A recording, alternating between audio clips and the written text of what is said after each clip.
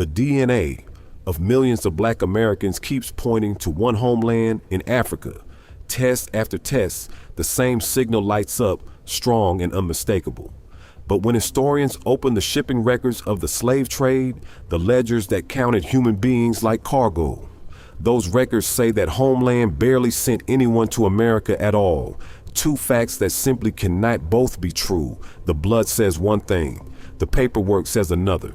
And the reason for that contradiction is a hidden chapter of the slave trade so deliberately buried, so easily overlooked, that almost no one alive today was ever taught it existed. Once you know it, you cannot unsee it, and you will never look at the story of Black America the same way again. Let us begin with the contradiction itself, because it is the thread that unravels everything. In 2020, a team of researchers at the genetics company 23andMe, led by a scientist named Stephen Micheletti, published one of the most ambitious studies of its kind in the American Journal of Human Genetics. They combined the DNA of more than 50,000 people across the Americas and Africa with the vast historical records of the transatlantic slave trade, trying to match the genetics of the living against the documented movements of the dead. For most of the map, the two lined up. The DNA agreed with the records, but in one place they collided. The study found that ancestry from the peoples of present-day Nigeria, the Yoruba, the Isan, and above all the Igbo, was dramatically overrepresented in African Americans. There was far more of it in the blood than there should have been. Because when you read the transatlantic shipping records, the direct voyages from the Nigerian coast to the United States were relatively modest. The ships that sailed straight from that region to North American ports simply did not carry enough people to explain the enormous Nigerian signal showing up in the DNA of Black Americans today. The lead researcher, Micheletti, said as much plainly. The records indicated that people from around Nigeria were not directly arriving in the United States in especially high numbers, and yet there they were, unmistakably written across the DNA of millions of their descendants. So the geneticists were left with a genuine mystery, the kind that does not resolve by checking the math again. The living carry an ancestry that the records of the dead cannot account for. The blood remembers a homeland that the paperwork insists sent comparatively few people here. When two reliable sources of evidence disagree this sharply, it means one of them is missing something. The DNA does not lie about ancestry. It simply reports what is there, so the gap had to be in the records. Something had been left out of the official story, something large enough to move the ancestry of an entire nation of people. And to find it, you have to stop reading the ledgers as if they were complete and start following the ancestors down a road those ledgers were never designed to show. First, understand the homeland the DNA keeps pointing to because it deserves to be named properly. It is Igbo land, in the southeastern corner of modern Nigeria, and the stretch of coast the Europeans called the Bight of Biafra.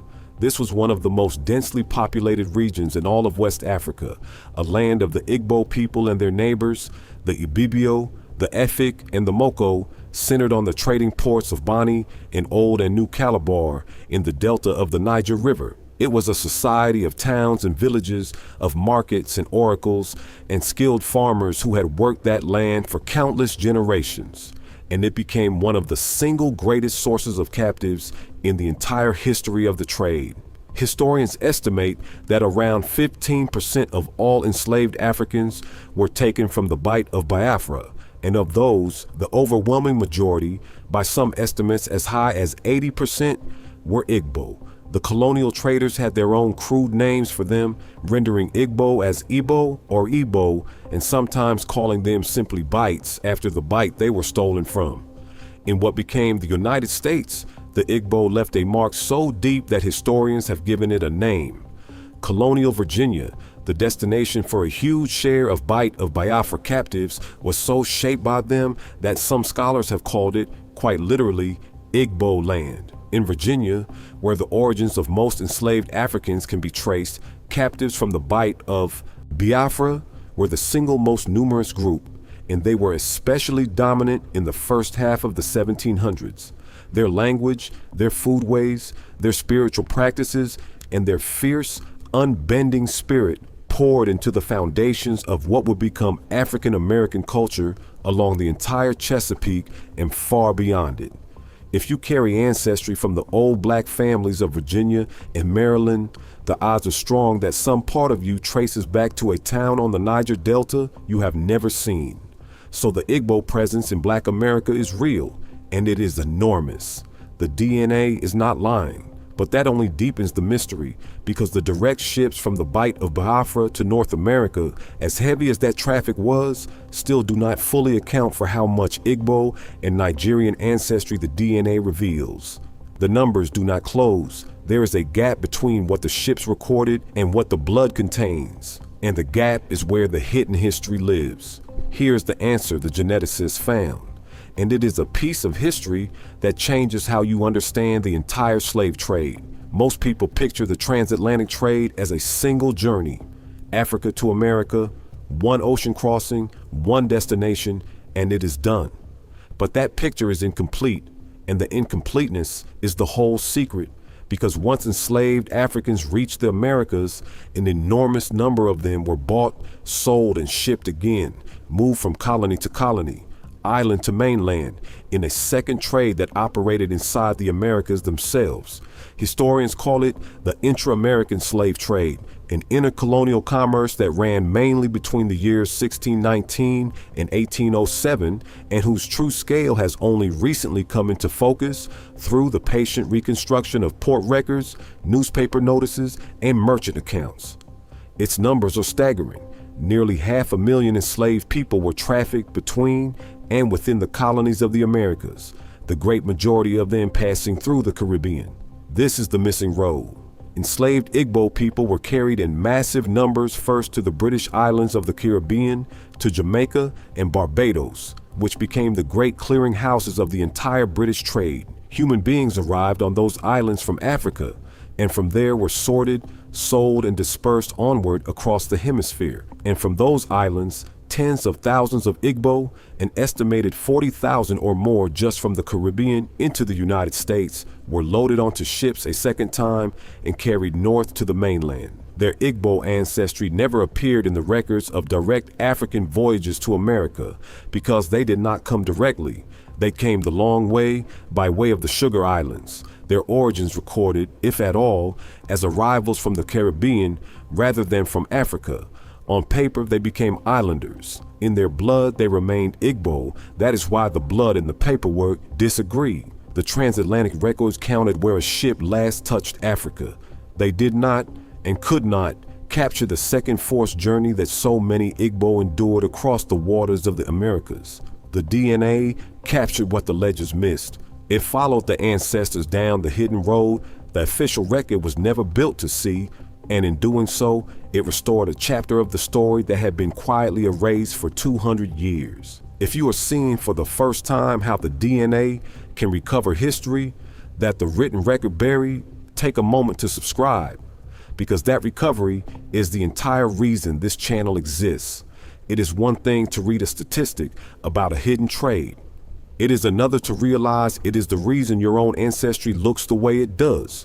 The reason a test can point you to a homeland the history books swore you had no strong claim to. This hidden road was not just a matter of roots and numbers on a merchant's page. It was walked by real people, in chains, twice across open water, and one of them survived to leave behind a testimony that proves the whole thing in his own words. His name was Olaudah Equiano, and his life is the single clearest proof that the hidden road was real. Equiano wrote that he was born around 1745 in Igbo land in the interior of the Bight of Biafra, in a village he described in loving detail, and that as a child of about 11 he was kidnapped along with his sister from his home while the adults were away working the fields. He was marched to the coast over many weeks, passing from hand to hand, sold and resold, until he reached the sea and was forced onto a slave ship, terrified by the strange white men and the vast water he had never seen. And here's the detail that makes his life a perfect map of the mystery we have been unraveling. Equiano was not carried directly to the American mainland. He was first taken across the Atlantic to Barbados in the Caribbean.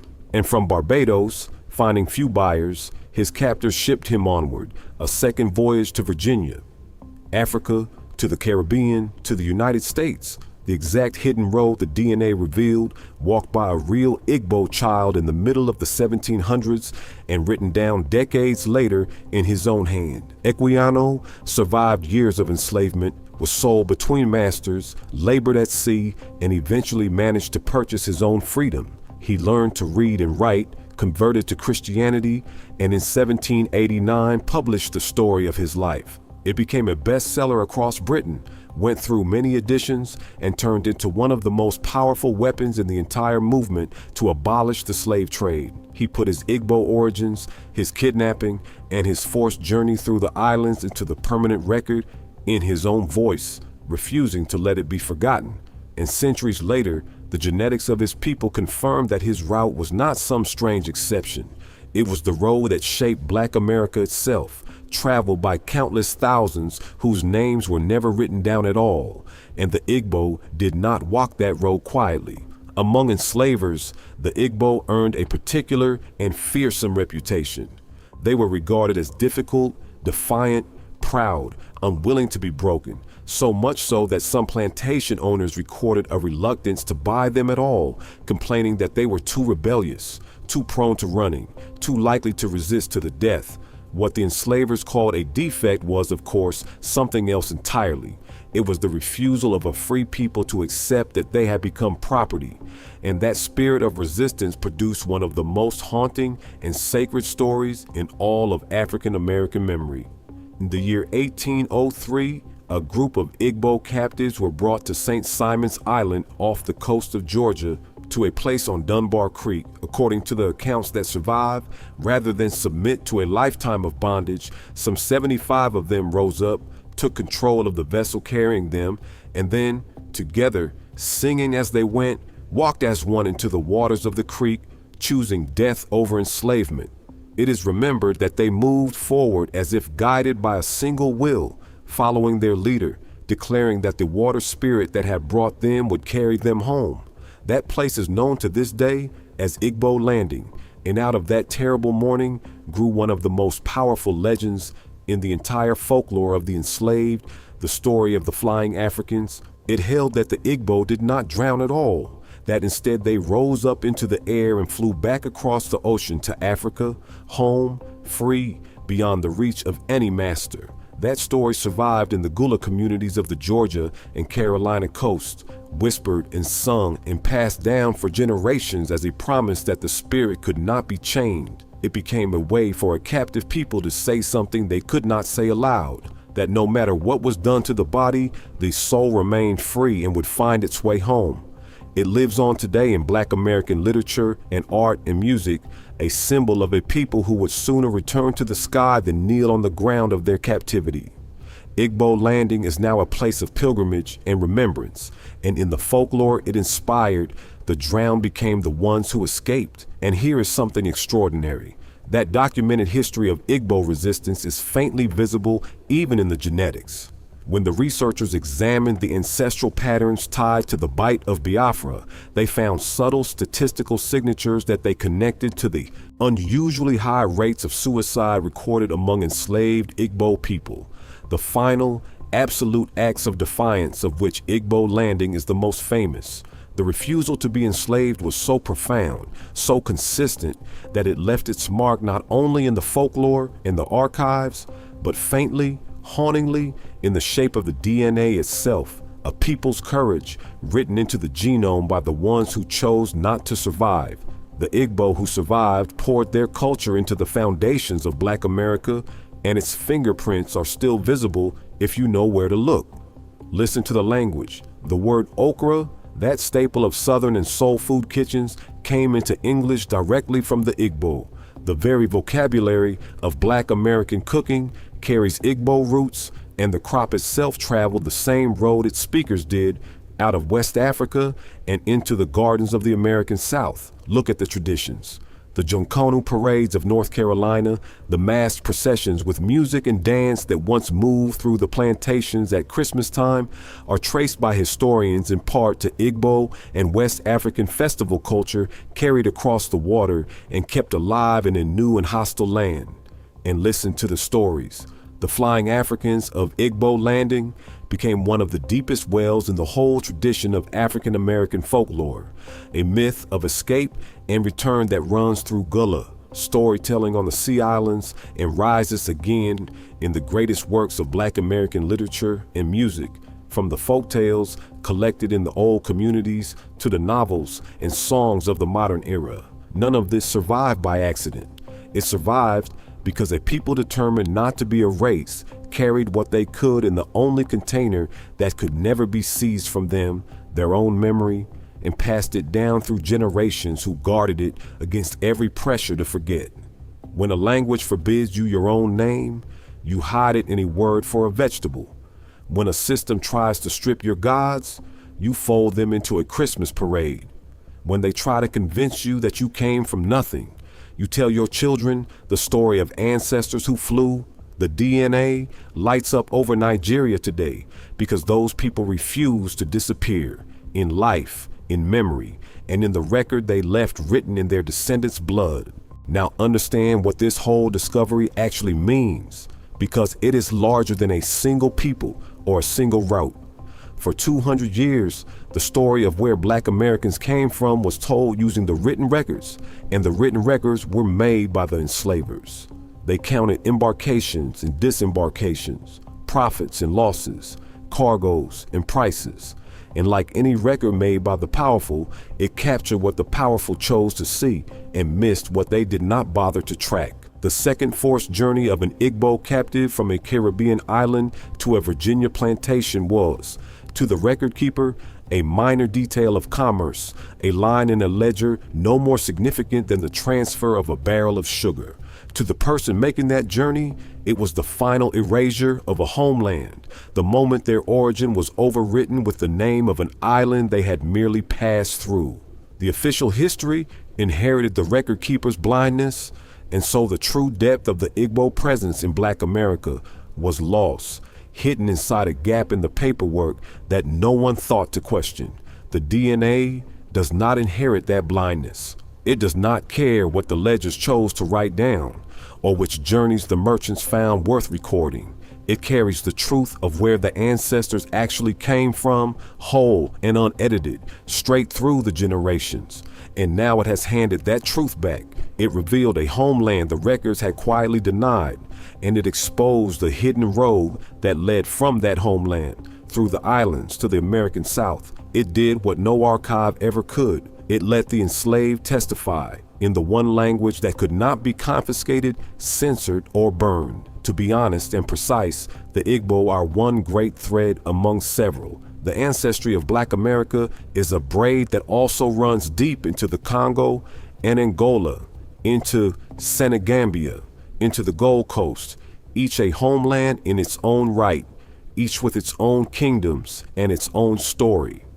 But the Igbo thread is one of the strongest of them all, and it is the one that most dramatically exposed the limits of the written record, the one whose sheer overrepresentation in the DNA forced historians to go looking for the road that had been left off the map.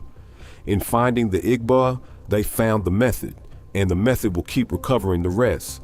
So when you hear that Black Americans were never who we thought, understand what the science is truly telling you.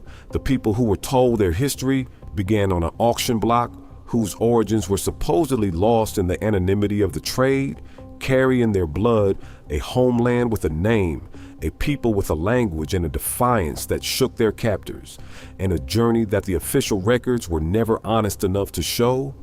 Their story does not begin in chains. It begins in Igbo land, in a village of farmers and markets and oracles, in a child playing freely in a family compound long before the kidnappers ever came. They descend in overwhelming numbers from the Igbo of the Bight of Biafra, a people so unwilling to be broken that they walked into the sea rather than be enslaved, and whose descendants told one another for 2 centuries that they had flown home. The ledgers tried to reduce them to a number that did not even add up. The DNA restored them to a homeland, a road, and a name. And that is the deeper lesson of all of this. The record was written by the men who profited from the crime. The blood was written by the people who survived it. For 200 years, we read only the first, Now at last, we are learning to read the second, and it is telling a truer story than the ledgers ever dared. The Igbo did not fly home in 1803, but in a way their captors could never have imagined, they did make it back. They made it into the memory of their descendants, into the words and the food and the faith of a whole people, and into the DNA that has now carried their homeland back into the light. The record tried to lose them in the gaps of its own ledgers. The blood refused and carried them all the way home. In the next video, we cross to the Gold Coast, to the kingdoms of the Akan and the mighty Ashanti, the Golden Empire whose descendants shaped Black America in ways the world has only begun to understand, and whose story of resistance and power runs from the gold fields of West Africa straight into the rebellions of the American South. If this restores something to you, subscribe and stay with us, because we are only just beginning to recover what the record tried so hard to erase, and each thread we pull brings another lost homeland back into the light.